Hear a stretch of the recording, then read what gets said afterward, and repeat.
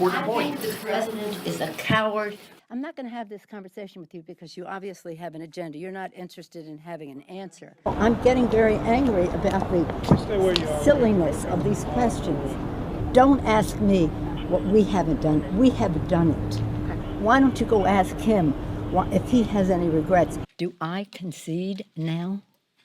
Have you not paid attention to what we've been talking about? Understand The American work of this people committee when understand members are that speaking we're- very differently about it. It's not. You're the only ones who are sowing this. That's not true, ma'am. It isn't true. Rank and file I've leadership traveled have the talked very entire differently about country. this. Come with me sometime. So shouldn't you set the record straight? I as have Speaker of the said House? what I'm going to say on the subject. That's it. Look, are you uncomfortable with the term impeachment inquiry? Is there another term we should be using? I'm not. Thank you all very much. Let me see. Why don't we spend some time going over to see Mitch McConnell and asking him why he doesn't want to save lives? Why is it that you're hung up on a word over here when lives are at stake over there? Do you hate the president, Madam Speaker? Because I don't hate anybody. Representative Collins, reason I asked. You don't hate anybody, not anybody. I resent your using the word hate in a sentence that addresses me. So don't mess with me when it comes to words like that. Let's be optimistic about the future, a future that will not have Donald Trump in the White House. I want to talk about Iran as well. I'm not sure it's a more pleasant subject, but I do want to talk about that Well, this no, morning. it's not unpleasant to talk about the Constitution of the United States. In an extraordinary act of defiance, Nancy Pelosi made clear what she thought of the speech. The House of Representatives impeached the President of the United States. An impeachment that will last forever. And he will be impeached forever. He's impeached forever, no matter what he says or whatever headlines he wants to carry around. You're impeached forever. You're never getting rid of that scar. But he's impeached forever, branded with that, and not vindicated. As Speaker of the House, I solemnly and sadly open the debate on the impeachment of the President of the United States.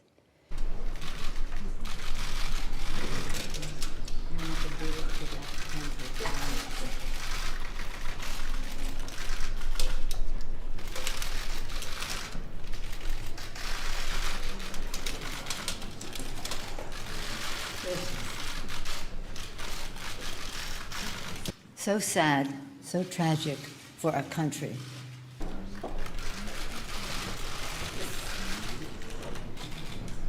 It makes a funny signature, but it does give us a lot of pain.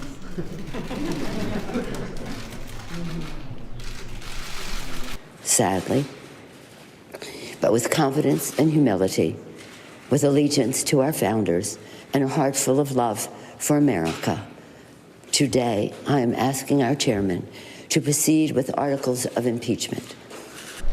I'll keep one for myself.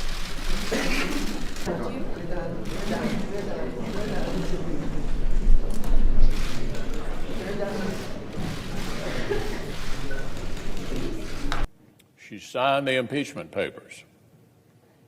That took place, Madam President, at a table with a political slogan stuck onto it. And they posed afterwards for smiling photos.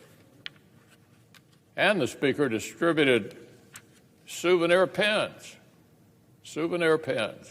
Now, I seem to remember Democrats falling over themselves to say they did not see impeachment as a long-sought political win.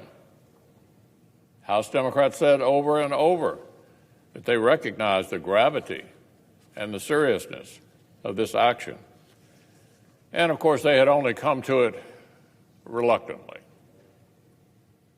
Well, nothing says seriousness and sobriety like handing out souvenirs,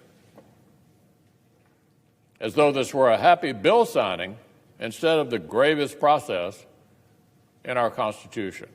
Can you look them in the eye, Madam Speaker, and explain why you don't want to accept the president's latest stimulus offer? So when you say to me, why don't you accept theirs? Why don't they accept ours? And he just said this. He said, people in need can't wait until February. $1.8 trillion is significant and more than twice the Obama stimulus. Make a deal, put the ball in McConnell court. So what do you say to Ro Khanna? What I say to you is, I don't know why you're always an apologist, and many of your colleagues apologists for the Republican position. Now, so why not work out a deal with him, and don't let the perfect, as they say here in Washington, be the enemy of the good?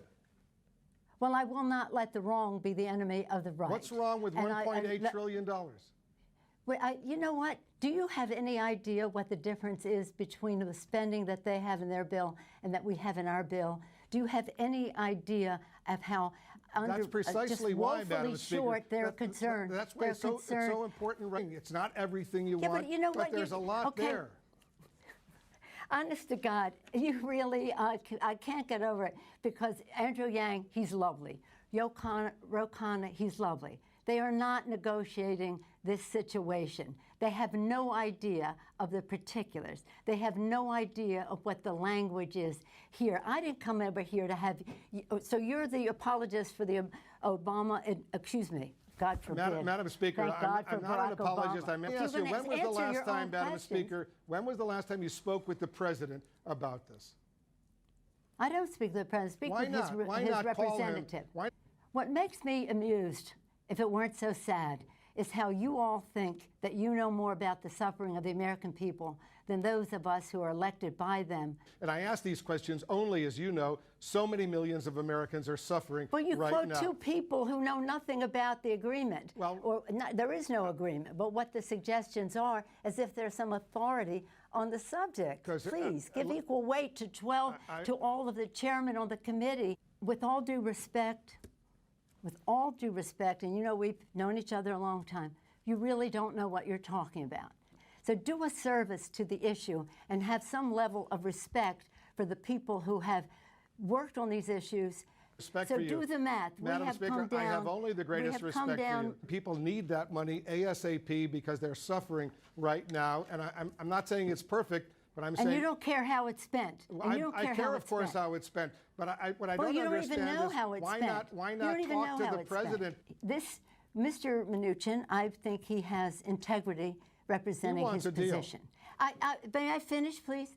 Have a little respect for the fact that we know something about these subjects, with all due respect to the kind of people you were referencing. Madam Speaker, yes. I certainly respect you, but I also respect Ro Khanna. I respect Andrew Yang. I respect members of the Democrats who are... You evidently do not respect the chairman of the committees who wrote these bills. I respect and all of you. And I wish you would respect the knowledge that goes into getting meeting the needs of the American people. But again, you've been on a jag defending the administration all this time with no knowledge of the difference between our two bills, and I thank you for giving me the opportunity to say that to you in person. Right. Madam Speaker, these are incredibly difficult times right now, and we'll leave it on that note. Thank you so much for joining us. We'll leave it on the note that you are not right on this, Wolf, and I hate to say that to you, but I feel confident about it, and I feel confident about my colleagues, and I feel confidence in my chairs. It's not about me. It's about millions of Americans who can't put food on the table, who can't pay the rent, and we represent them, and we represent them, and we represent them. These long food lines that we're seeing. I know you are. We know them.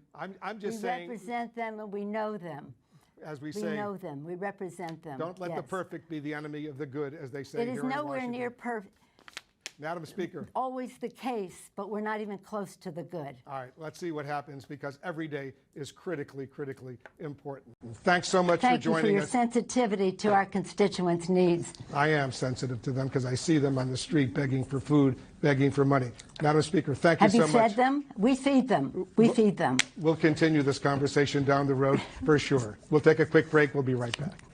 I don't hate anybody. Just because the president wants to put a check with his name on it in the mail. I don't hate anybody. Is that what this is all about? Not allow the president to take credit if there's a deal that will help millions of Americans right now? He's not that important, but I don't hate anybody.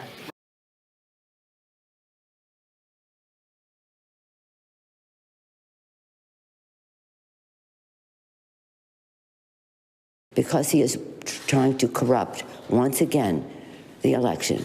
And good morning.